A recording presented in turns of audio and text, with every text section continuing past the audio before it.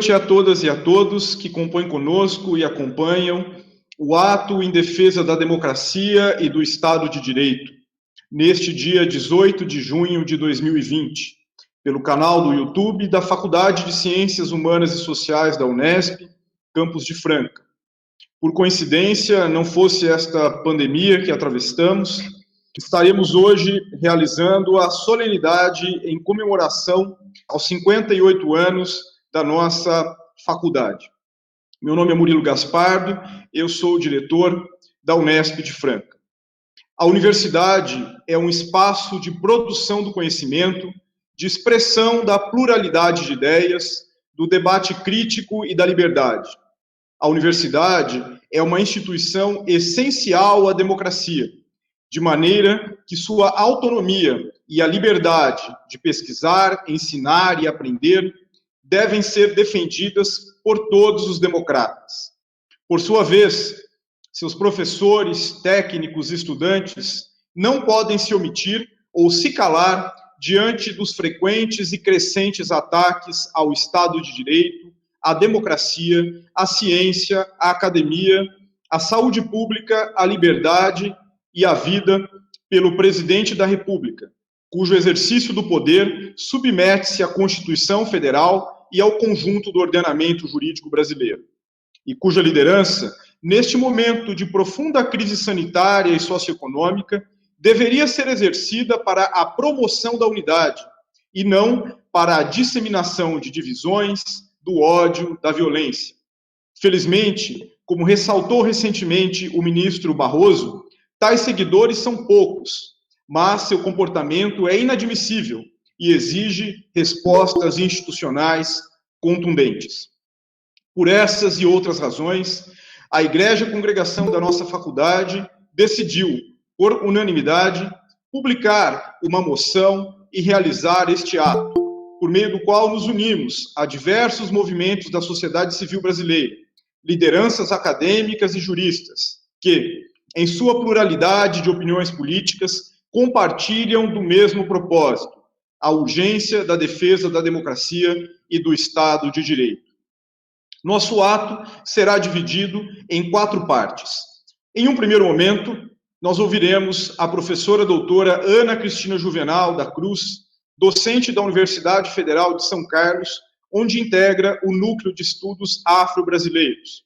Senhor Gilmar Mauro, da Coordenação Nacional do MST.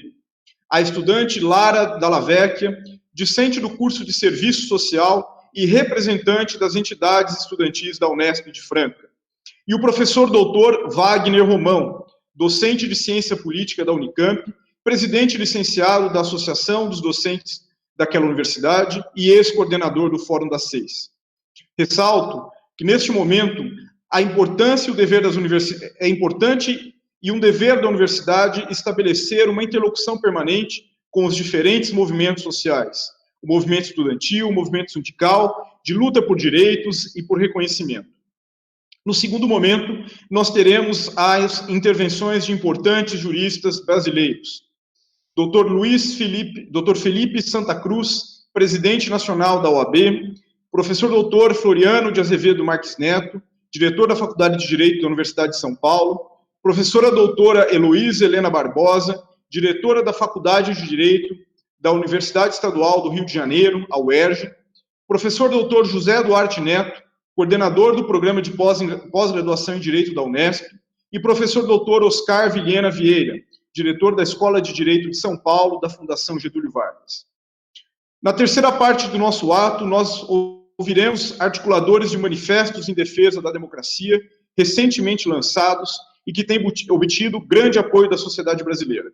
Antônio Prata, articulista da Folha de São Paulo, e um dos articuladores do manifesto Estamos Juntos, Eduardo Moreira, engenheiro e economista, coordenador do movimento Somos 70%, e professor doutor Sebastião Tojal, advogado, docente da Faculdade de Direito da Universidade de São Paulo, e um dos articuladores do manifesto Basta. Encerraremos nosso ato com a declamação do poema O Protesto, pelo próprio autor, o poeta, professor e membro da Academia Francana de Letras, Carlos Assunção, que aos 93 anos de idade segue na luta em defesa da igualdade e da justiça. Vamos, então, iniciar o nosso ato, agradecendo a presença de todos, especialmente daqueles que também nos acompanham pelo canal do YouTube da nossa faculdade. Passo, então, imediatamente, vou passar a palavra à professora Ana Cristina Juvenal da Cruz.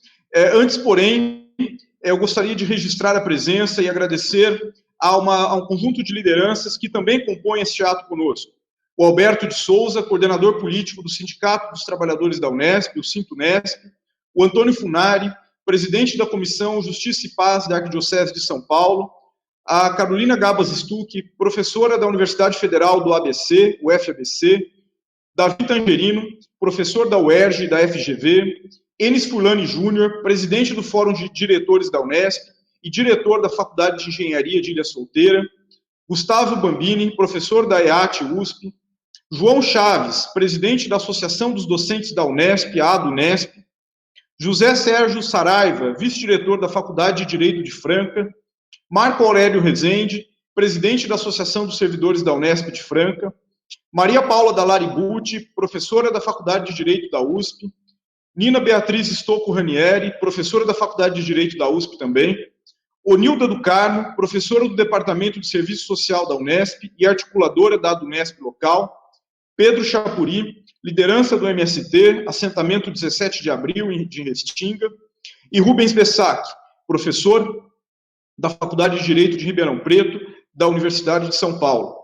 Agradeço especialmente a toda a comissão organizadora, a nossa equipe de comunicação da faculdade, e ouviremos então agora, na sequência, a professora Ana Cristina Juvenal da Cruz.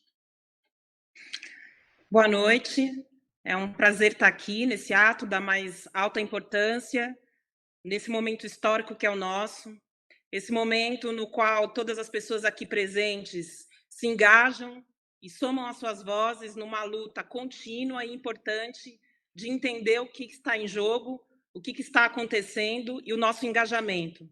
Isso é ainda mais importante de ser dito, que ainda que virtualmente, numa universidade pública, na medida em que todos nós sabemos os ataques que a educação, os professores e as professoras têm sofrido, e isso mostra de maneira muito clara que esse ataque é porque nós temos um compromisso muito verdadeiro dentro das nossas universidades com a luta contra o racismo, contra a misoginia, o machismo e todas as violências que hoje nos impõem. Essas pessoas contra as quais nós estamos hoje, elas sabem disso, e é mais importante ainda que nós nos engajamos com todas essas vozes, com as pessoas aqui presentes, que das mais variadas formas, nas suas mais variadas lutas, se engajam num projeto maior, num projeto de construção de uma sociedade verdadeiramente, radicalmente justa e igualitária. Eu agradeço o convite, estou muito feliz de estar aqui e espero que a gente dê continuidade a essa luta, todo mundo junto, para aquilo que, de fato, a gente precisa fazer no interior da universidade e da educação pública. Obrigada.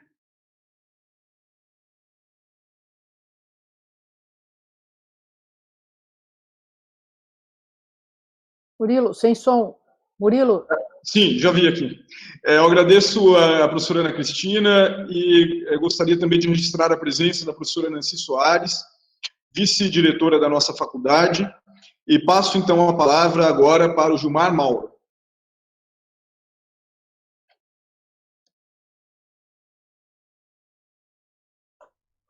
Boa noite, companheiros e companheiras.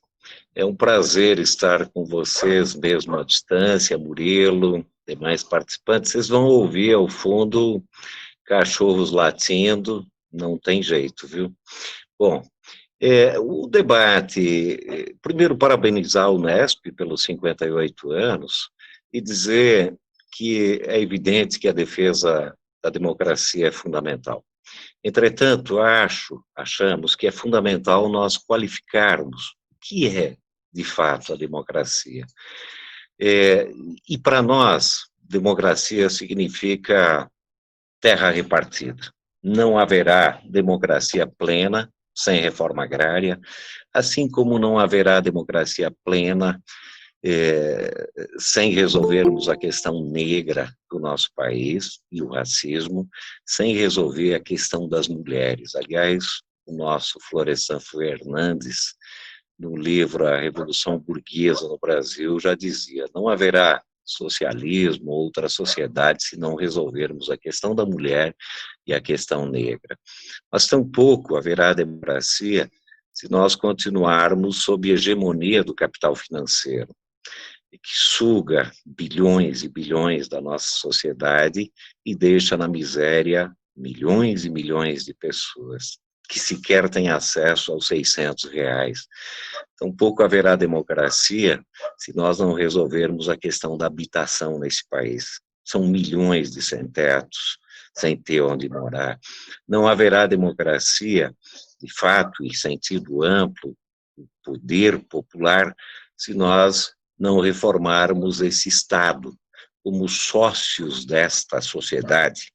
Evidentemente, nós precisamos criar um outro tipo de Estado, com participação popular, um outro tipo de judiciário. Não haverá democracia, caro Murilo, se nós não democratizarmos o conhecimento. Não há possibilidade de nós avançarmos e superar essa sociedade se nós não fizermos com que o conhecimento seja tão amplo, tão democraticamente amplo, que talvez no futuro não precisemos nem de estruturas, de instituições, porque talvez cada um e cada uma seja um cientista daquilo que quiser. Então, para nós, nesse momento, a defesa da democracia é a defesa dos direitos conquistados historicamente, mas é preciso construir uma democracia que, de fato, garanta não só a participação política, que é fundamental, mas a participação econômica, financeira e a sobrevivência do nosso povo. Não haverá democracia se nós continuarmos utilizando a natureza da forma como estamos utilizando. Uma forma de depredação, de destruição e portanto, destruição do futuro das futuras gerações. Então, agradeço muito esse espaço e estamos juntos. Acho que um tema fundamental é o tema do Fora Bolsonaro. É difícil pensar a democracia com esse tipo de governo que nós temos aí. Portanto, seguimos em frente, cabeça erguida, mesmo na pandemia, venceremos. Grande abraço a todos e todas. Muito obrigado, Gilmar, muito bom tê-lo conosco. Nós ouviremos agora a estudante Lara Dalla Vecchia. Por favor, Lara, você tem a palavra. Boa noite, vocês estão conseguindo me ouvir bem? Eu acho que assim como o Gilmar vai ter alguns barulhos de carro aqui, mas a gente vai seguindo. Bom, queria dar boa noite a todos, né, que estão participando desse ato, e que todos que estão acompanhando também pela transmissão do YouTube, em especial os estudantes. Eu sou Lara, sou estudante de serviço social do 4º ano, e eu estou aqui, em parte, para acrescentar com a minha fala, de acordo com o entendimento, de acordo com os acúmulos e as necessidades, né, de nós, estudantes, sobre o tema, que é a defesa da democracia. Eu acredito que não tem como a gente falar, sinceramente, tocar sensivelmente nesse debate de hoje, sem antes a gente identificar quais andam sendo as determinantes que envolvem esse período, né? E tá posto. A gente está num momento de pandemia em que temos de forma escancarada um descuido com a vida da população, dos que dependem exclusivamente do trabalho para se manter. Isso tudo sem tocar no cenário nacional mais diretamente, que hoje a gente teve aí um avanço. Eu faço resgate desses pontos porque eles são cruciais para a gente entender por onde é que os nossos pés estão passando quando construímos a estrada do entendimento sobre o que é democracia. Um valor frequente posto, afirmado, principalmente sobre as suas nuances de universalidade, né? Mas que, vejam, não é universalizada com a grande maioria. Ao contrário, o que vai se cristalizando é cada vez mais o descaso, o descuido, o despreparo para lidar com as questões inadmissíveis. É como se a gente tivesse um cenário muito diferente agora que o de antes. O nosso entendimento é de que essas feridas atuais são aprofundamentos, multiplicações de uma base anterior já muito bem consolidada. E eu peço sinceras atenções para isso, né? Porque a nossa necessidade hoje de a gente se colocar nesse evento não surge do nada. É o contrário, é um aglomerado de imprudências e violências que há muitos anos se acumulam. Tratando mais de perto essas questões, vão sendo pouco a pouco descobertas, né? Dando as caras no cotidiano de quem está sentindo todo esse cenário de. São inúmeras as conversas com colegas que estão em situações familiares preocupantes, seja em relação à saúde mais diretamente, ao financeiro, ao trabalho, às condições de vida ou às condições psicológicas. Mas já é o que a gente há algum tempo esperava acontecer. E a gente tocar sobre a dignidade e a vida é a gente falar, principalmente nesse cenário, sobre a ciência comprometida com a emancipação do outro, enquanto indivíduo, mas principalmente do sujeito, enquanto coletivo.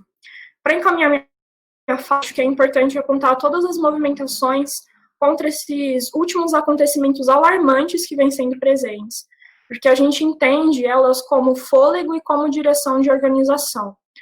Um primeiro apontamento seriam como os gritos pela vida, relembrando os nomes de João Pedro, Agatha Félix, Cauê Ribeiro dos Santos, Cauã Rosário, Jennifer Silene Gomes e tantos outros.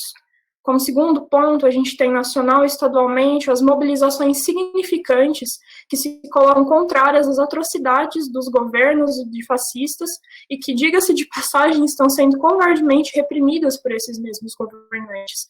E por último ponto, como a repercussão e organização também nacional contra o desmonte e precarização da educação e dos seus serviços. Minha fala vai se encerrando na tentativa da gente exercitar esse nosso olhar para o sujeito coletivo, para a vida acima dos lucros. Reivindicamos uma vida digna, poder viver. Reivindicamos a organização conjunta dos povos trabalhadores pela luta, pela vida e pelo poder popular, por uma universidade popular. Isso. Agradeço a fala. Muito obrigado, Lara. Nós vamos encerrar esta primeira parte do nosso ato ouvindo o professor Wagner Romão. Por favor, Wagner. Boa noite a todos e a todas. Boa noite, professor Murilo Gaspardo. Para mim, um enorme prazer, uma enorme satisfação, uma honra fazer parte desse ato. Queria enviar um abraço especial à minha colega dos estudos da participação de políticas públicas, Regina Leisner. Também um abraço especial ao professor João Chaves e ao Alberto de Souza, nossos companheiros do Fórum das Seis. Eu gostaria de contribuir no sentido exatamente do que a universidade e a ciência, né, têm apresentado à sociedade no contexto dessa pandemia, num contexto muito difícil de um governo que já vinha fazendo ataques muito diretos à liberdade acadêmica, à autonomia universitária, à própria ideia de ciência de conhecimento em si. E no contexto da pandemia, nós vimos que a universidade ela tem a sua contribuição a dar à sociedade brasileira e à sociedade pelo mundo todo, né? Não cabe nenhum ataque à ciência, sobretudo nesse momento em que nós temos, infelizmente, já chegando a quase 50 mil vidas perdidas apenas no Brasil, né? E é algo que nos entristece muito, e nos entristece ainda mais estarmos sob um governo, especialmente no âmbito federal, que absolutamente desconhece os elementos científicos do combate à doença, não consegue liderar as secretarias estaduais de saúde, nem as secretarias municipais, e ainda bem que existe ainda o Sistema Único de Saúde, que meio que por moto próprio, né, tem conseguido fazer com que o que se abate sobre o nosso país não seja mais grave ainda do que já tem sido, né? Eu penso que hoje é um dia especial também, porque um daqueles que era uma das vozes mais dissonantes, né, mais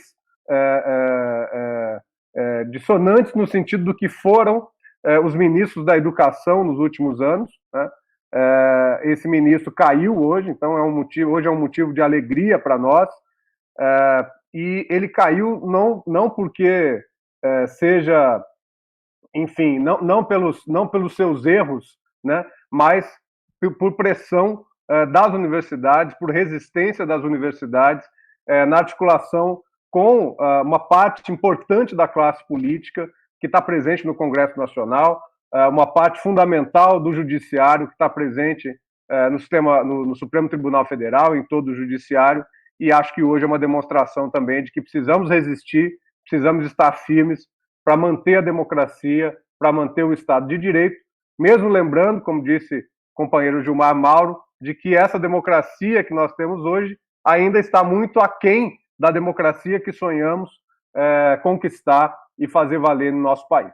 Então, eu envio um grande abraço a toda a comunidade da Unesp, a todas as pessoas que nos acompanham pelo YouTube, e a todos os colegas e a todas as colegas que nos acompanham nessa jornada. Um grande abraço e parabéns à Faculdade de Ciências Humanas e Sociais pelos seus 58 anos, e vamos seguir juntos nessa defesa da democracia e do Estado de Direito.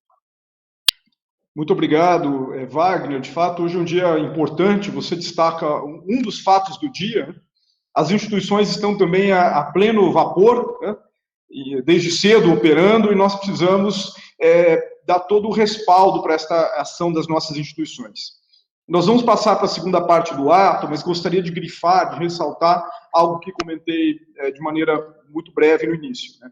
Nós decidimos abrir o ato com a voz dos movimentos sociais, porque entendemos que a universidade deve ser um espaço ocupado pelos movimentos sociais. Não há democracia sem a presença dos movimentos sociais. As formas de produção do saber são múltiplas, e não há Estado de Direito sem que haja quem defenda, quem lute por esses direitos. E não somos apenas nós, juristas, profissionais, operadores do direito, que temos essa função, né? É a sociedade que atua em defesa do direito. Então é muito bom, é muito alegre, muito nos alegra abrir este ato em defesa da democracia e do Estado de Direito com a representação de tão diversos, plurais e importantes movimentos sociais. Ficamos muito satisfeitos, muito felizes.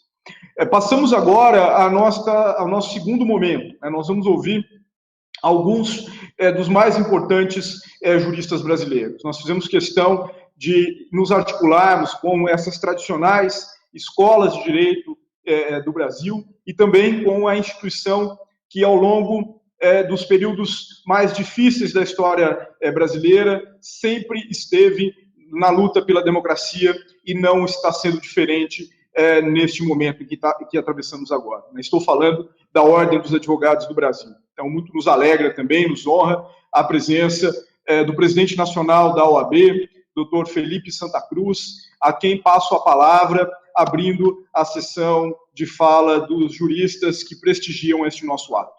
Por favor, doutor Felipe, o senhor tem a palavra.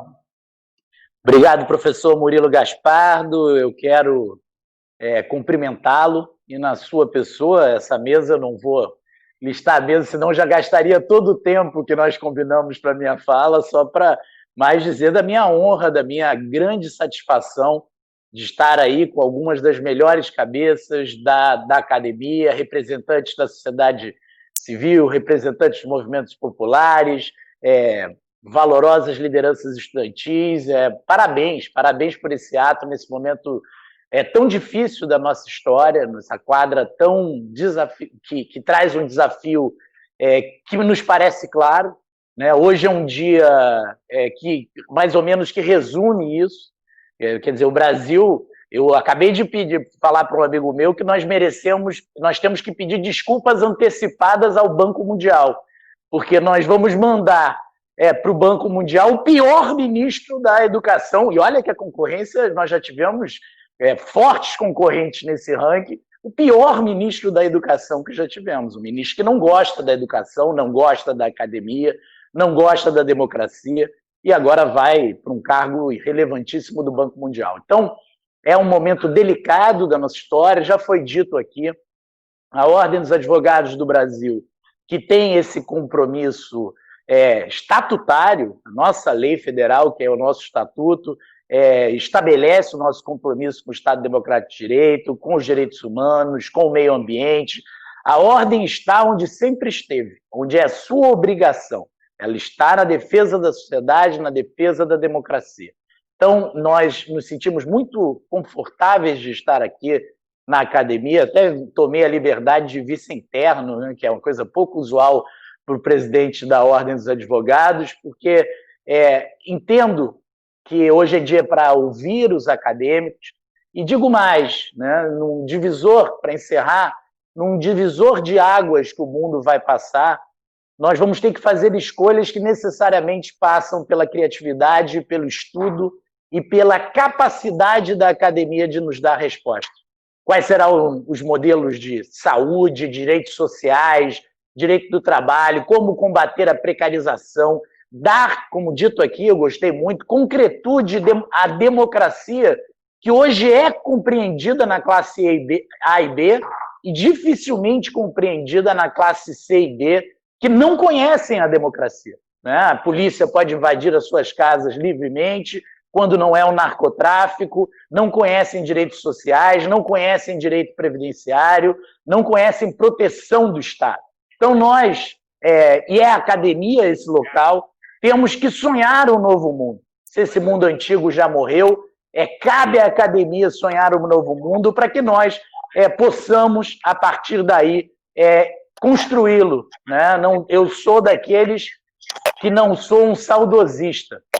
Eu não acho que nós estamos no momento... O modelo que aí estava é um modelo de egoísmo baseado no lucro, na renda, na concentração de renda, nesse que é o 7º país mais desigual do mundo, e no projeto mais egoísta do ser humano. Que venha um mundo solidário, de paz, de efetiva comunhão entre todos, de diálogo e de tolerância. Parabéns à Unesp, parabéns pelos seus 58 anos, Unesp Franca.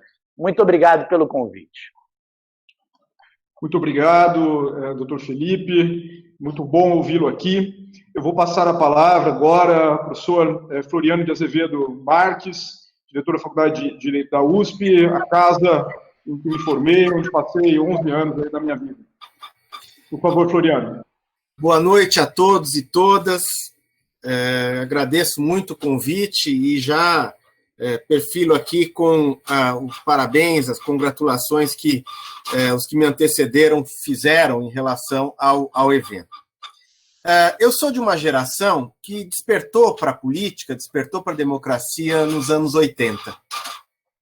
E os anos 80 foram anos, como vocês sabem, importantes na história do Brasil, porque foram os anos da redemocratização. E eu tive a oportunidade de assistir esse processo, né? Não tenho uma memória muito viva do período ditatorial anterior, mas assisti esse processo com a campanha das diretas, que eu pude testemunhar presencialmente, depois com o processo constituinte de 88, riquíssimo, inclusive com uma primeira manifestação de engajamento dos movimentos populares, ainda incipientes, depois a euforia da primeira eleição depois de tantos anos, em 89, e soube perceber o quanto que nós estávamos nos enchendo de esperança com a democracia.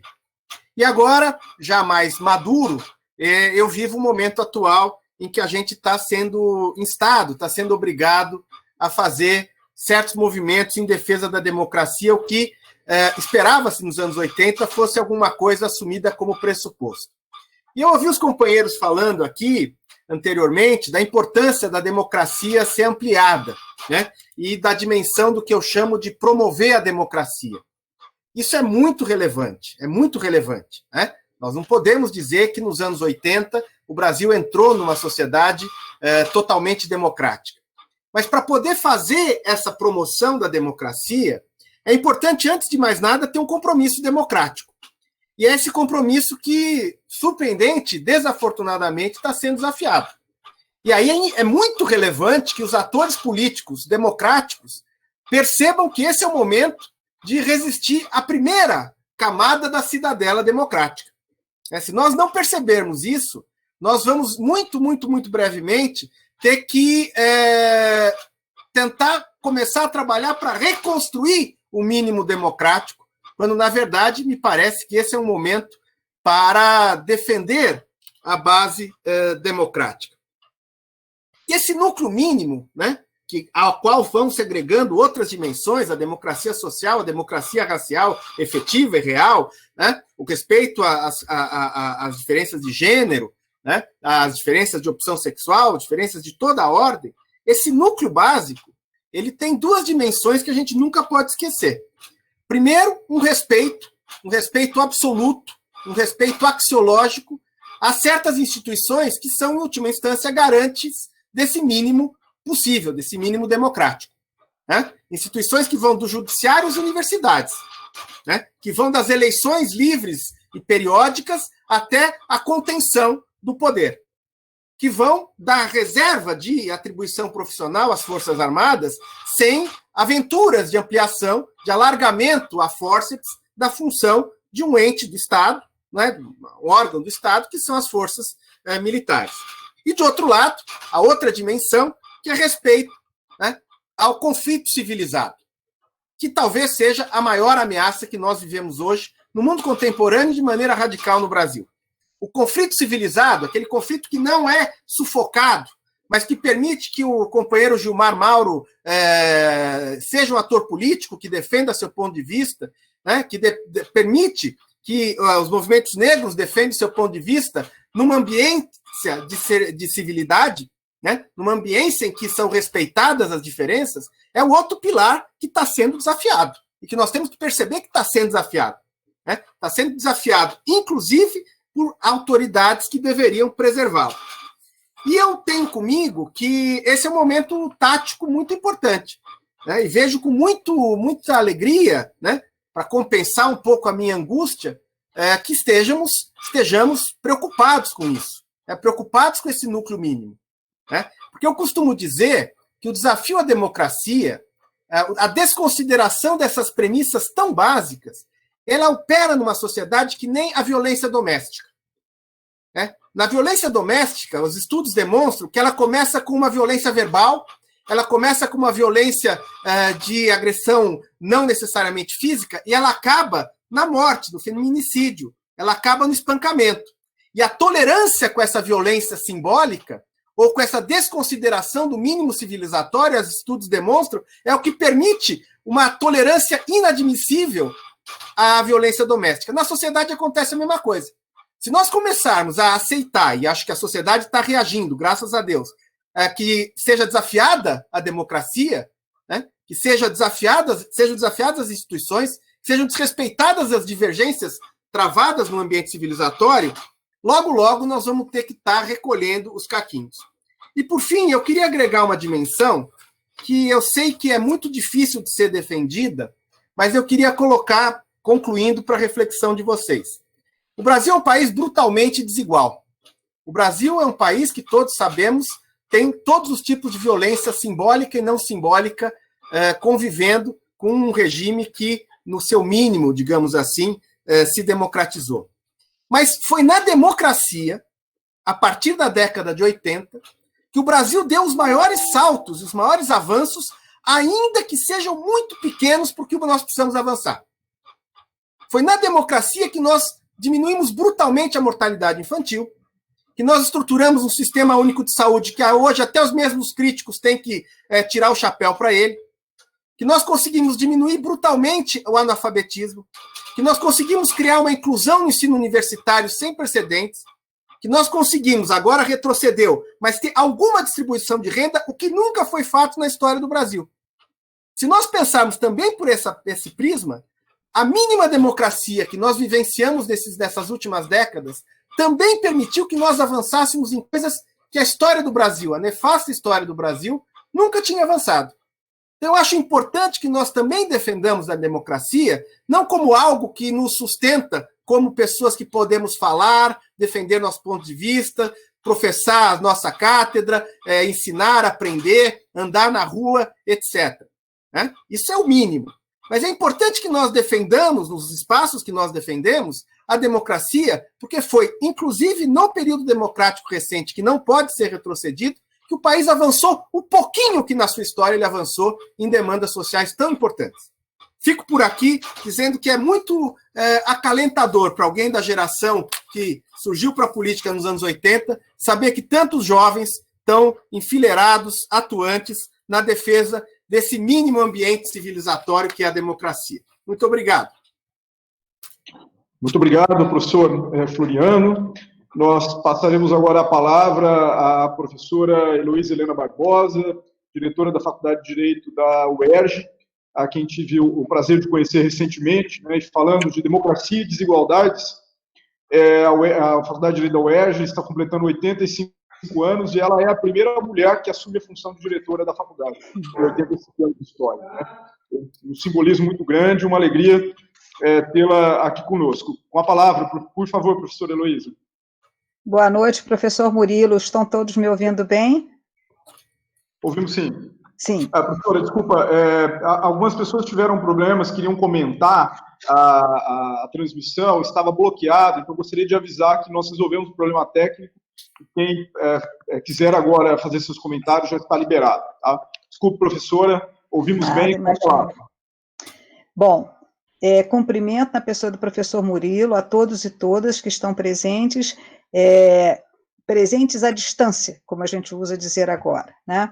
E quero registrar de início a alegria e a honra que é para mim, nesse momento, participar desse evento, dessa manifestação coletiva, que eu tenho certeza que a história registrará a importância que ela assume, exatamente por tudo que já foi dito até o momento, né? E mais que, sobretudo, esse momento que nós estamos vivendo aqui reafirma de forma indelével a importância que tem a universidade pública, gratuita e de qualidade, que eu faço questão sempre de defender.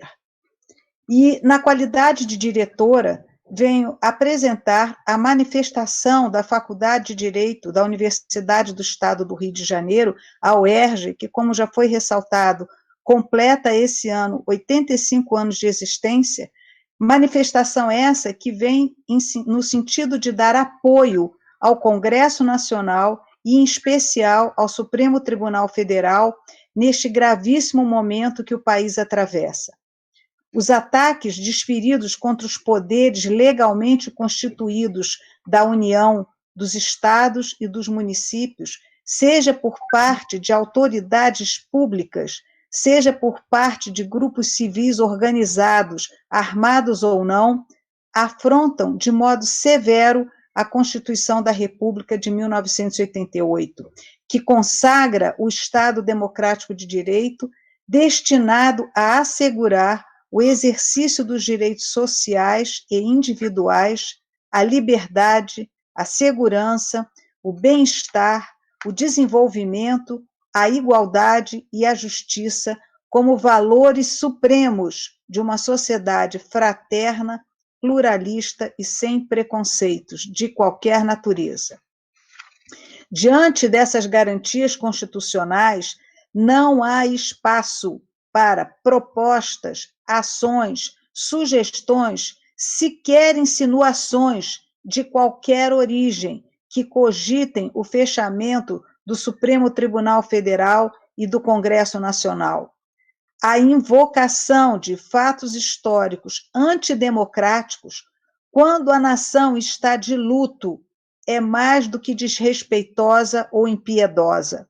Constitui, em verdade, severa ofensa à memória nacional de lutas pela democracia, quando não à própria ordem constitucional.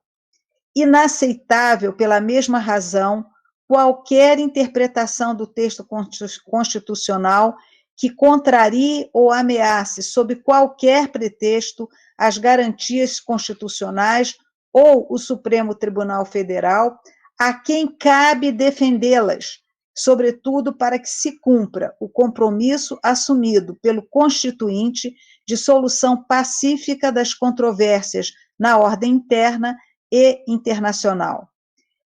Encerro essas brevíssimas considerações, essa manifestação que trago em nome da minha instituição, ressaltando e fazendo coro com todos os que já se manifestaram e os demais que certamente a nós se unirão, de que não há democracia sem o fortalecimento das instituições que asseguram os direitos e garantias individuais. Muito obrigada. Muito obrigado, professora Heloísa. Nós ouviremos agora o professor José Duarte Neto, colega aqui da Unesp. Por favor, Duarte, você tem a palavra. Caríssimos e caríssimas, boa noite. Eu cumprimento a todos e a todas no nome do professor Murilo. São várias pessoas. Eu gostaria aqui de reafirmar, no nome do nosso programa de pós-graduação, o nosso compromisso com a democracia. E afirmar que é um momento muito triste, é um momento pesaroso para todos nós, depois de 31 anos de Constituição, reafirmarmos o óbvio. Mas o óbvio acaba sendo necessário, o óbvio acaba sendo imprescindível, o óbvio é uma exigência. Infelizmente, a nossa sociedade, o nosso Estado convive com uma realidade que ataca o mundo, não ataca somente nós. E eu não me refiro à emergência sanitária, mas eu me refiro sim a uma emergência política. É uma emergência política onde há o desmonte da democracia representativa, onde se utiliza a mentira para apagar a democracia plural, onde tenta se levantar um espaço monolítico que impõe uma ideologia contra a evidência, por vezes, dos fatos, que sugere as rupturas ou que promove as mudanças inconstitucionais, que tenta derrubar o espaço democrático por meio da cooptação, por meio do clientelismo, por meio dos subterfúgios. Isso tudo é uma tristeza, é uma emergência que compartilhamos com o mundo. Mas nós temos uma peculiaridade que nos é própria, algo que qualifica no sentido negativo toda esta experiência, que é a presença de um passado violento e um passado autocrático. E este passado, por vezes, se levanta, ele é sugerido, ele é insinuado, ele é afirmado para em seguida ser negado. Contra tudo isso, nós devemos nos levantar para que futuramente não nos arrependemos, para que não tenhamos que nos arrepender. Essa a minha manifestação, uma curta manifestação, e eu agradeço pela oportunidade de aqui poder falar. Muito obrigado. Muito obrigado, professor Duarte. Nós passaremos agora a palavra, encerrando este bloco dos juristas no nosso ato, ao professor Oscar Vilhena de Vieira, diretor da Escola de Direito de São Paulo, da Fundação Getúlio Vargas. Professor Oscar, que esteve conosco na abertura do nosso ano letivo, infelizmente foi o primeiro e último evento, né, que a direção da faculdade organizou no ano, em função da pandemia. Mas é muito bom reencontrá-lo aqui, ainda que virtualmente. Por favor, professor Oscar, o senhor tem a palavra.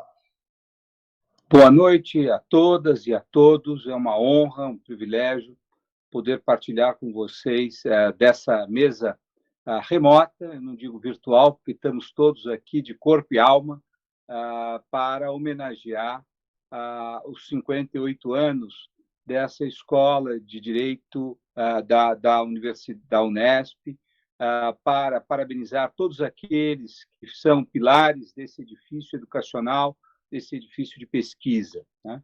Eu queria mais uma vez agradecer ao Murilo, ao professor Murilo, que tem sido uma liderança fundamental, não só do ponto de vista acadêmico, mas também da inserção dessa escola no seio da comunidade. Queria abraçar todas e todos os amigos que se encontram aqui, a Paula Dallari, a Nina Ranieri e tantos outros, os que me precederam. É um privilégio estar com vocês. É um momento agudíssimo da vida política brasileira, tá? e aqueles momentos onde nós temos que refletir e agir, sobretudo, em torno da proteção das nossas instituições. Em 2018, a maioria do povo brasileiro, infelizmente, errou. Tá? E a maioria erra. O Rousseau já dizia isso de uma forma bastante clara. Né? Isso não é uma afirmação arrogante, porque escolheu-se um candidato de uma ou de outra ideologia. O que o brasileiro errou em 2018 foi escolher um candidato que era inimigo da democracia, um candidato que era inimigo dessa possibilidade que as sociedades inventaram de se renovar e de garantir a autonomia das pessoas na escolha dos seus governantes. Foi um erro grave, porque esse candidato, ao longo da sua história política, sempre foi hostil aos valores dos direitos humanos, às instituições representativas, como o Congresso Nacional, e também ao próprio Judiciário. Né?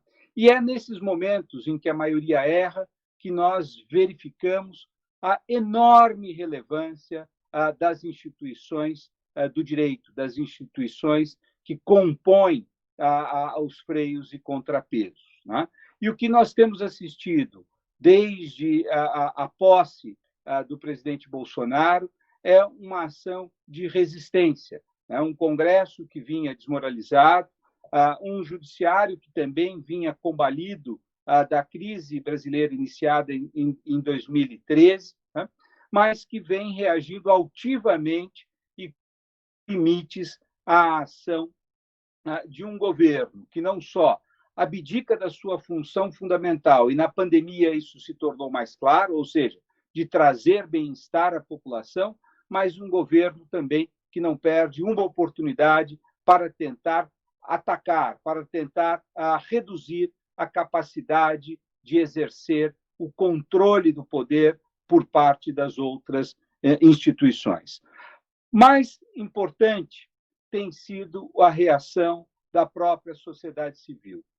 Houve, sem dúvida nenhuma, um amadurecimento esplêndido nesse último ano, pelo qual muitos daqueles que se degladiaram, se colocaram em posições opostas nos últimos anos, têm percebido que, por mais que essas diferenças sejam relevantes e que mereçam ser levadas em consideração no jogo democrático, antes de mais nada, antes de qualquer outra coisa, há que se salvar a democracia.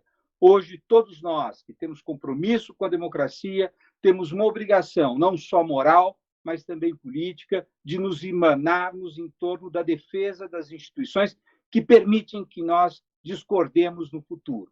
E é isso que eu tenho visto.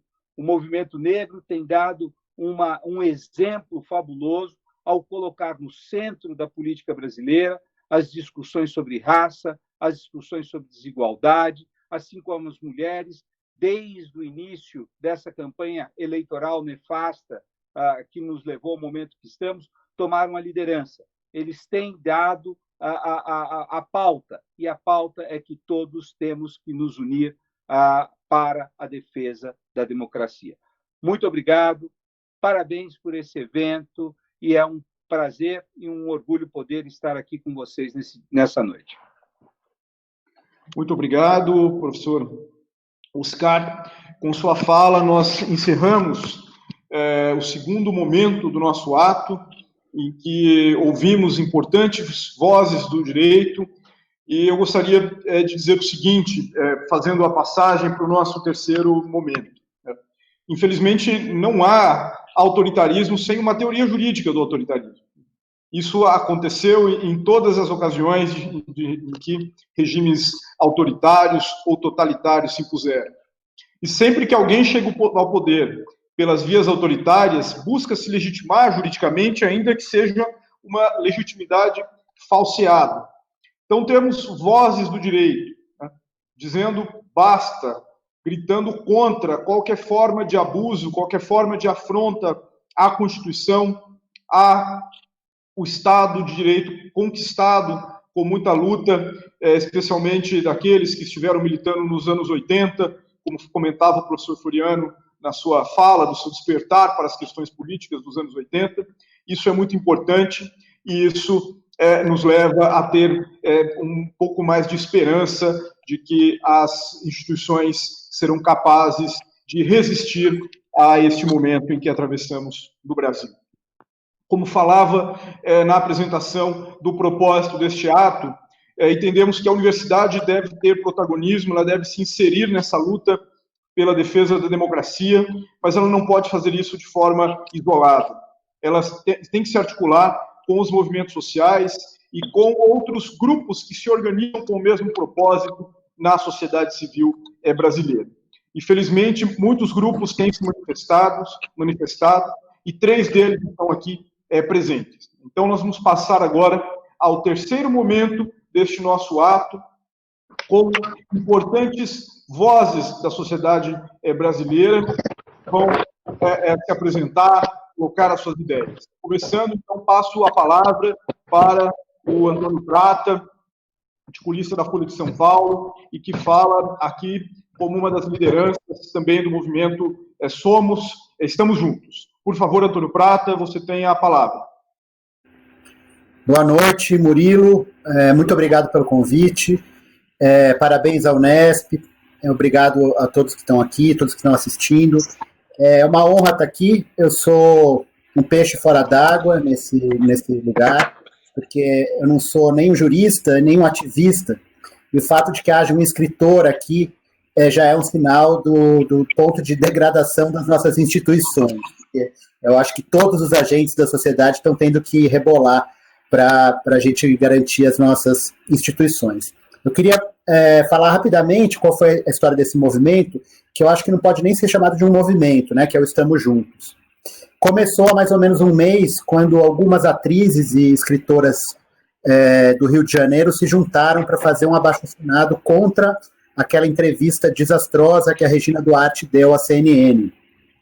Então, essas mulheres se juntaram para falar, veja, nós, artistas, nos sentimos representadas e representados por esta pessoa que está como secretária. E fizeram ali uma página na internet, acharam que ia ter 500 assinaturas e iam poder dormir tranquilas aquela noite por terem feito sua parte. Acontece que em poucas horas havia mais de 5.000 assinaturas e a noite estava no Jornal Nacional. Então essas mulheres perceberam que o que elas tinham e que talvez eu tenha também, talvez eu tenha, não, eu tenho, é voz, né? Nós temos voz na sociedade, nós não elaboramos leis, nós não somos juristas, mas nós somos megafones.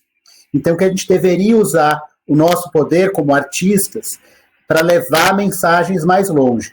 E uma vez que a gente se deu conta desse óbvio, a gente resolveu fazer, quer dizer, elas resolveram fazer um texto, que foi um texto que nós publicamos no jornal, para fazer um abaixo-assinado. Eu entrei mais ou menos nesse momento, e o que havia nesse momento era uma preocupação de não fazermos mais um abaixo-assinado da esquerda para a esquerda, para a gente circular entre os amigos, nos aplaudirmos e irmos dormir tranquilos falando que coisa legal nós fizemos, porque isso não adianta nada, né? A esquerda unida, se a esquerda se unir de novo e ficar só na esquerda, vai levar 7-1 de novo. Então, a nossa preocupação era estender uma mão para fora da bolha. A gente está, eu estou, e as outras pessoas que fizeram o manifesto, há 2 anos dentro das bolhas, criando grupos para falar o que a gente faz, e nesses grupos a gente fica se indignando e aplaudindo uns aos outros. E isso é inútil. Então, o que a gente pensou com esse texto, que é um texto que a gente tinha que chamar as pessoas para fora da esquerda. E a gente tinha que fazer um trabalho maior, a gente tem que fazer um trabalho maior de comunicação, que é dizer que direitos individuais, Estado de Direito e democracia não são pautas de esquerda. São pautas da civilização, pautas que são filhas da Revolução Francesa, da Revolução Americana, dos Founding Fathers americanos. Essas pautas pelas quais nós estamos lutando agora aqui são as pautas dos filmes de Hollywood, que a direita assiste na sessão da tarde e aplaude. É o que diz o final do filme Casablanca. Né? Casablanca luta para isso. A gente precisa comunicar isso para as pessoas que votaram no Bolsonaro. Se nós não falarmos com quem votou no Bolsonaro e não é fascista, e há muita gente que votou no Bolsonaro que não é fascista, nós não vamos garantir a democracia. Então nós fizemos um texto muito amplo, propositalmente amplo, fomos atacados pela esquerda por não termos sido assertivos o suficiente com com as minorias e com as desigualdades brasileiras. Sabemos disso, mas as minorias e as pessoas que lutam contra as desigualdades brasileiras já estão contra uma possível ditadura. O movimento agora é de impedir uma ditadura. Nós não estamos criando uma chapa eleitoral, nós não estamos fazendo uma aliança para chegarmos na presidência. Nós estamos tentando impedir uma ditadura. E nós não vamos impedir uma ditadura só com a academia e os movimentos sociais e os escritores da Folha de São Paulo e as atrizes da Globo. Não vamos. Se a gente não chegar na Faria Lima, se a gente não chegar na Fiesp, se a gente não chegar no agronegócio, eles vão passar como um rolo compressor na nossa cabeça.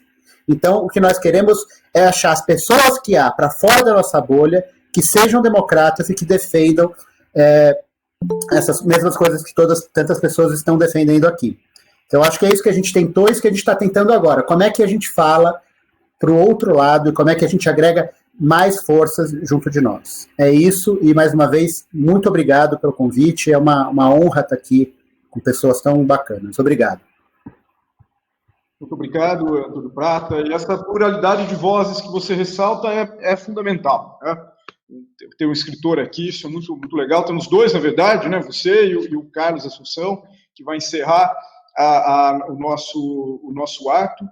E temos que falar com muita gente, né? Não podemos falar apenas para nós mesmos, né? Da sua fala, destaco, grifo isso, me parece muito, muito importante mesmo.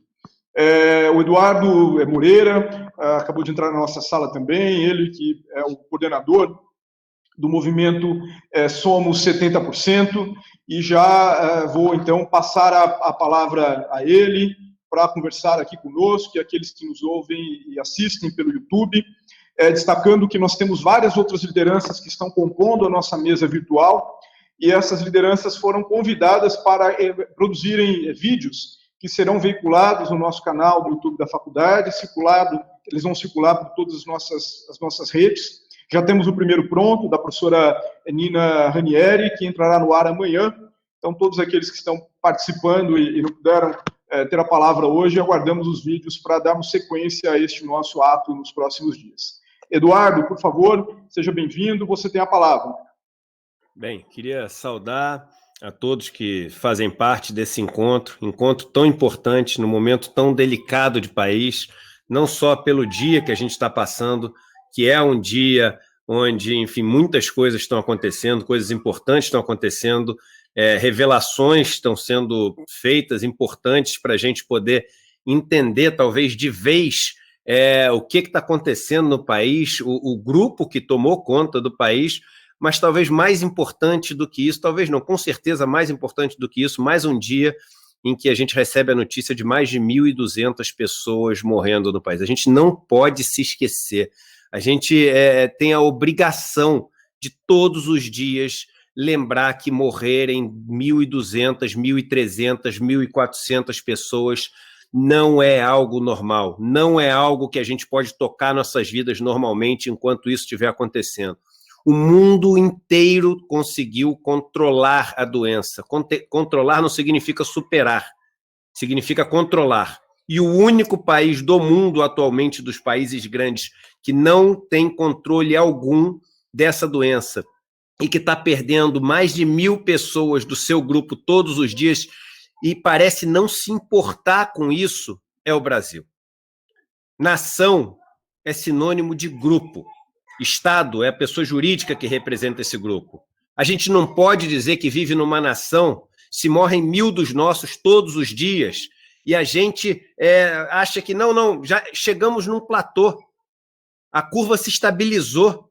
Como é que a gente pode tratar assim pessoas que estão morrendo, gente? Então, a primeira coisa que eu queria falar, a gente não pode esquecer isso. Amanhã baixou para 1.100, está tranquilo. Não está tranquilo. São 1.100, são 1.000 pessoas, são 1.000 famílias que estão chorando essa dor e a gente, às vezes, com meme, com piadinha, fazendo aqui previsões, apostas, etc. Então, antes de tudo, o luto, o respeito e a compaixão. Se perdermos a compaixão, teremos perdido tudo e já perdemos quase tudo. Tem uma frase que diz o seguinte: o maior perigo de se lutar contra monstros é você se tornar um deles ao longo da briga. Então a gente não pode deixar que essa atitude, muitas vezes sociopata, absolutamente desprovida de compaixão, de empatia, de amor ao próximo, de compreensão do próximo, contamine a forma como a gente age e que a gente passe a lutar no campo deles. E eu acho que o Somos 70%, ele não é um movimento, ele é uma lembrança. Ele só lembra as pessoas de que somos a maioria. Somos quase 70%, 67%, que rejeitamos essa aproximação ao centrão para fazer qualquer negócio para se manter no poder. Somos 72% que rejeitamos as frases de Bolsonaro de armar a população. Somos 67% críticos ao governo, que considera o governo regular, ruim ou péssimo. Somos mais de 70% que defendemos a preservação da Amazônia, mais de 70% que acreditamos na ciência, 67% que acreditamos que o Estado deve, sim, proteger e incentivar a cultura popular brasileira. Isso significa que somos mais do que o dobro do que o outro lado tem, que atemoriza, desespera, ameaça, violenta essa maioria e se faz parecer como maioria.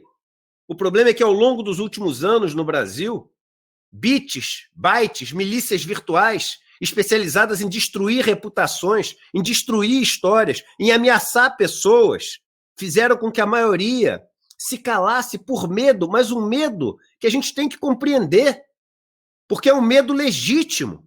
Quando você dá a sua opinião e você é destruído nas redes sociais, xingado, você é alvo de notícias falsas, sua reputação é colocada em jogo, destruída em questão de dias, as pessoas se escondem. Mas chegou o momento da gente sair do esconderijo e de juntos enfrentarmos esse medo e agir com coragem. A palavra coragem vem do coração que age, coraticus, em latim, cor, coração, aticus, ação. E eu tenho certeza que a grande maioria do Brasil está com o coração sofrido num momento como esse que a gente está passando. Está com o coração querendo sair dessa condição vergonhosa do país mais desigual do mundo. Somos o país mais desigual do mundo, pelo menos dos democráticos. Só o Catar está acima do Brasil, mas lá eles não vivem no regime democrático. Somos um país onde as 5 pessoas mais ricas têm a mesma riqueza das 100 milhões mais pobres. Somos um país onde os negros que moram nas periferias morrem às centenas, o tempo inteiro, aos milhares ao longo do ano. E a gente acha isso normal e olha para os Estados Unidos e acha um absurdo o George Floyd ter morrido, que foi um absurdo. Quantos George Floyds temos todos os dias no Brasil e achamos normal? Chega a hora de não normalizar o absurdo que virou viver num país tão desigual como o Brasil. E nessas horas, a gente só consegue algum tipo de resultado se a gente for firme e se a gente agir junto. E ser firme não é ser violento. Violentos são eles. Violento é quem é inseguro. Quem é seguro é firme. A firmeza atrai pessoas para junto. A violência e a agressividade afasta pessoas. Temos que ser firmes e temos que estar juntos. Juntos por um país democrático, juntos pelo direito de discutir, juntos pelo direito de brigar dentro das regras democráticas, por um modelo de país que a gente acredita, juntos para comandar o palco do debate democrático de um país que precisa ser menos desigual, mais justo e dar as oportunidades para os milhões de brasileiros que hoje poderiam estar descobrindo a cura dessa doença, poderiam estar escrevendo belos livros, poderiam estar escrevendo teses no mundo jurídico, inventando máquinas que facilitariam nossa vida, salvando milhões de vidas e estão entregando comida numa bicicleta, pedalando 12 horas por dia, 7 dias por semana, para ganhar R$900 no final do mês. Precisamos estar juntos, sermos firmes e termos coragem. Somos 70%. Muito obrigado, Eduardo, as belas palavras, contundentes e necessárias neste momento em que atravessamos. Eu vou passar agora a fala do nosso último orador desse terceiro bloco, o professor Sebastião Tojal, um dos articuladores do Manifesto Basta. Tojal, por favor, você tem a palavra.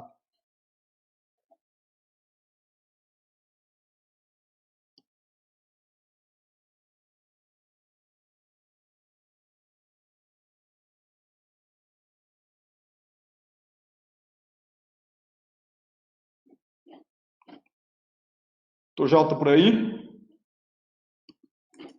Perdão. Eu dizia, de novo, meu boa noite a todos. Eu tenho poucas palavras a dizer, não sem antes, contudo, parabenizar a figura do meu amigo Murilo Gaspard, a Faculdade de Direito de Franca, pelo seu aniversário, ela que se transformou num polo de liberdade, um polo de crítica, de reflexão sobre o direito. Meus parabéns. Eu dizia, eu tenho pouco a falar.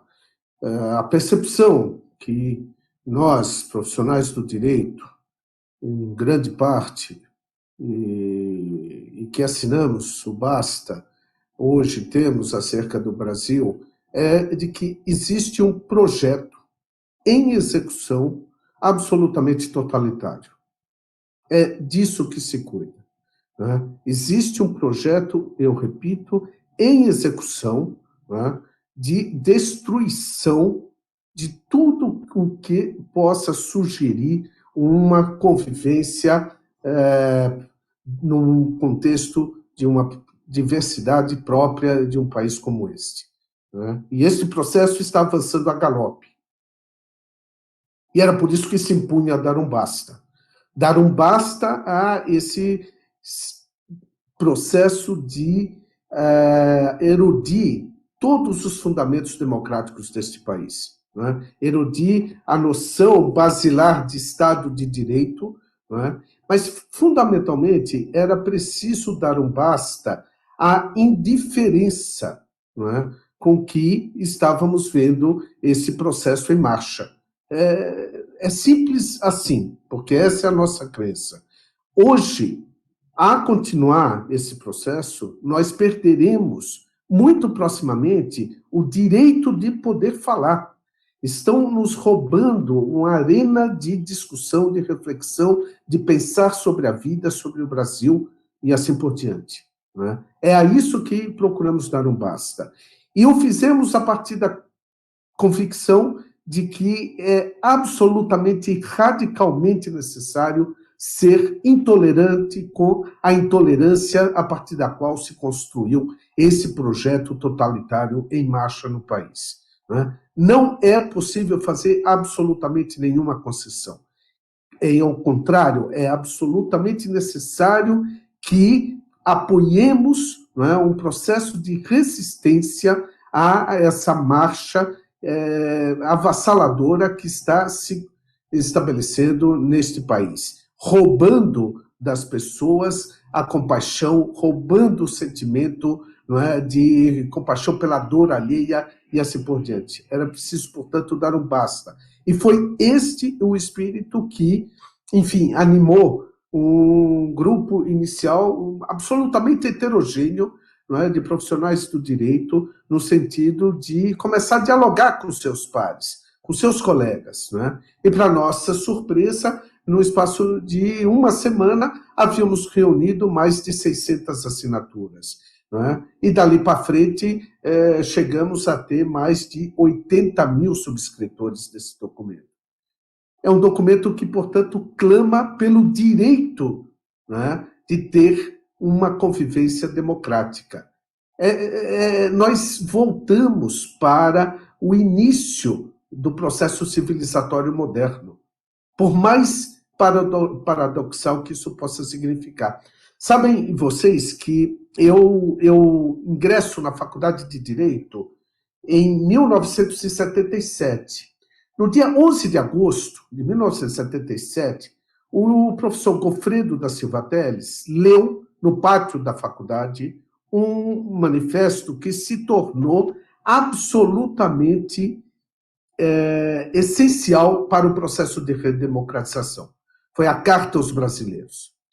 Passados muitos anos, um dia eu, conversando com minha filha, peguei a Carta aos Brasileiros e mostrei a ela, e pedi que ela lesse. E ela, então, isso no início dos anos 2000, dizia, nossa, mas esse documento é muito conservador. Pois bem,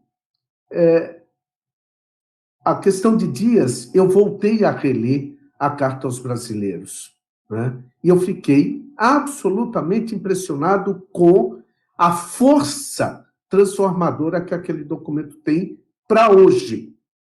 Para hoje. O que dá a exata medida do retrocesso que nós estamos experimentando.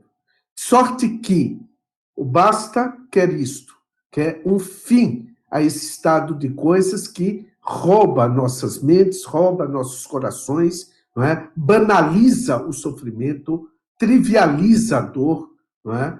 Afasta toda e qualquer pretensão de um discurso, de um diálogo no âmbito da sociedade. E o meio, ou a forma de buscar o combate a esse estado de coisas é resgatando radicalmente as nossas instituições democráticas, é apoiando-as, fazendo por onde elas possam cumprir verdadeiramente o seu papel, é criando condições para que o judiciário obste, por exemplo, esse processo de opacidade crescente do Estado. Inicialmente sonegavam-se informações a propósito do desmatamento, da destruição das nossas florestas. Depois negou-se, ou se pretendeu negar informações absolutamente essenciais a toda e qualquer política pública sanitária, especialmente no contexto de uma pandemia. Mais recentemente, nega-se ao conhecimento público, não é, os índices de mortandade neste país perpetrados por forças policiais. Quer dizer, qual que é o próximo passo? Irão nos negar o conhecimento do quê? Então, é exatamente por isso que clamamos pela necessidade de dar um basta a essas forças retrógradas que estão nos jogando de volta para a barbárie. Não é? Foi esse o sentido do documento, e para nossa felicidade, ele vem, enfim, angariando um enorme apoio. O que nós desejamos é nos juntarmos a todas as forças, não é, democráticas deste país, para que possamos, democraticamente, pelas vias institucionais, abreviar essa noite tão obscura que não terminará bem se chegar a seu termo. Obrigado. Muito obrigado, Tojal. Eu gostaria, mais uma vez, de agradecer a cada um dos que aceitaram o convite para compor este ato conosco, a cada um daqueles que nos acompanham pelo canal do YouTube da Faculdade de Ciências Humanas e Sociais da Unesp, do campus de Franca. E eu ressalto algumas colocações aqui, fazendo um pequeno acréscimo, e com isso vou encerrar a minha participação, lembrando também do convite que fizemos para aqueles que puderem permanecer por mais alguns instantes após o encerramento formal do ato, para conversarmos por 10, 15 minutos a propósito de futuras ações que possamos desenvolver em conjunto. Mas o que eu queria destacar é que falar em democracia abstratamente muitas vezes se diz pouco. A desigualdade como contraponto da democracia e a luta contra a desigualdade, isso dá concretude, ou contra as várias desigualdades é que dá concretude para esse termo. Isso apareceu muito nas falas que foram apresentadas aqui. Um segundo e último ponto que gostaria de destacar, nós temos ouvido alguns mais otimistas dizendo o seguinte: as instituições continuam a funcionar. O Supremo Tribunal determina suas ordens de busca e apreensão, o Judiciário manda prender, manda soltar, o Congresso Nacional aprova os projetos de lei, os deputados têm a palavra, nós ainda podemos nos reunir aqui online para nos expressarmos, mas será que as instituições estão sendo mesmo capazes de impedir o rastro de destruição e morte que cresce a cada dia? O professor Oscar falava do fato de a maioria da população brasileira ter errado. E as medidas que vêm sendo adotadas nos últimos tempos podem nos impedir até de cometer erros diferentes no futuro. Nós temos Pessoas morrendo a cada dia, vítima de várias formas de violência. Daí a urgência do basta. Ainda que os tanques não estejam na rua, ainda que as instituições estejam operando, me parece que as instituições, por mais que tenham se esforçado, não estão conseguindo, sem uma medida definitiva, impedir dezenas e dezenas de mortes e todo esse rastro de destruição que vem sendo deixado pelo governo.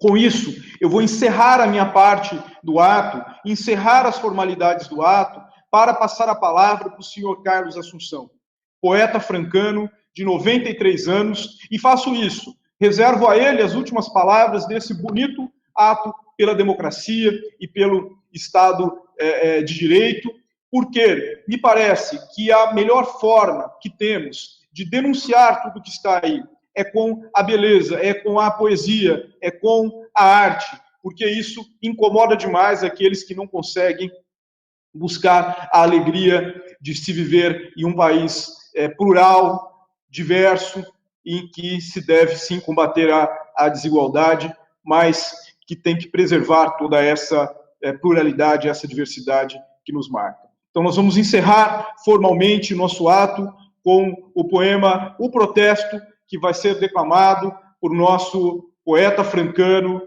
Carlos Assunção. Senhor Carlos Assunção, o senhor tem a palavra, e mais uma vez agradeço a presença de todos que compuseram conosco este ato e que nos acompanham pelo canal do YouTube. Senhor Carlos, o senhor tem a palavra, por favor.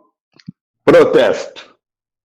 Mesmo que voltem às costas as minhas palavras de fogo, não pararei de gritar, não pararei de gritar. Senhores, eu fui enviado ao mundo para protestar. Mentiras, europeus, nada me fará calar. Senhores, atrás do muro da noite, sem que ninguém o perceba, muitos dos meus ancestrais, já mortos há muito tempo, reúnem-se em minha casa e nos pomos a conversar sobre coisas amargas, sobre grilhões e correntes que no passado eram visíveis, sobre grilhões e correntes que no presente são invisíveis, mas existentes nos braços, no pensamento, nos passos, nos sonhos, na vida de cada um dos que vivem juntos comigo, enjeitados da pátria. Senhores, o sangue dos meus avós que corre nas minhas veias são gritos de rebeldia. Um dia, talvez, alguém perguntará comovido ante meu sofrimento: quem é que está gritando? Quem é que lamenta assim? Quem é? E eu responderei: sou eu, irmão. Irmão, tu me desconheces? Sou eu aquele que se tornara vítima dos homens. Sou eu aquele que, sendo homem, foi vendido pelos homens em leilões, em praça pública, que foi vendido ou trocado como instrumento qualquer. Sou eu aquele que plantara os canaviais e cafezais e os regou com suor e sangue. Aquele que sustentou sobre os ombros negros e fortes o progresso do país. O que sofrera 1000 torturas. O que chorara inutilmente. O que dera tudo o que tinha e hoje em dia não tem nada. Mas hoje grito, não é pelo que já se passou. O que se passou é passado, meu coração já perdoou. Hoje grito, meu irmão, é porque depois de tudo, a justiça não chegou. Sou eu quem grita, sou eu o enganado no passado, preterido no presente. Sou eu quem grita, sou eu, meu irmão, aquele que viveu na prisão, que trabalhou na prisão, que sofreu na prisão, para que fosse construído o alicerce da nação. O alicerce da nação tem as pedras dos meus braços, tem a cal das minhas lágrimas. Por isso a nação é triste. É muito grande, mas triste. E entre tanta gente triste, irmão, sou eu o mais triste. A minha história é contada com tintas de amargura. Um dia, sob ovações e rosas de alegria, jogaram-me de repente da prisão em que me achava para uma prisão mais ampla. Foi um cavalo de Troia a liberdade que me deram. Havia serpentes futuras sob o manto do entusiasmo. Um dia jogaram-me de repente como bagaços de cana, como palhas de café, como coisa imprestável que não servia mais para nada. Um dia jogaram-me de repente nas ruas do desamparo, sob ovações e rosas de alegria. Sempre sonhara com a liberdade, mas a liberdade que me deram foi mais ilusão que liberdade. Irmão, sou eu quem grita, eu tenho fortes razões. Irmão, sou eu quem grita, tenho mais necessidade de gritar que de respirar. Mas, irmão, fica sabendo, piedade não é o que eu quero, piedade não me interessa, os fracos pedem piedade, eu quero coisa melhor. Eu não quero mais viver no porão da sociedade, não quero ser marginal, quero entrar em toda parte, quero ser bem recebido. Basta de humilhações, minha alma já está cansada. Eu quero o sol, que é de todos. Quero a vida, que é de todos. Ou alcanço tudo o que eu quero, ou gritarei a noite inteira, como gritam os vulcões, como gritam os vendavais, como grita o mar. E nem a morte terá força para me fazer calar.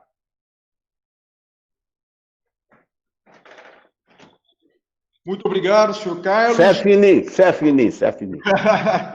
Encerrando, então, nosso ato, eu pediria que agora todos abram seus microfones para darmos uma grande salva de palmas ao seu Carlos, à poesia, à beleza, à diversidade, à democracia brasileira, que ainda vive e permanecerá. Uma ótima noite para todos.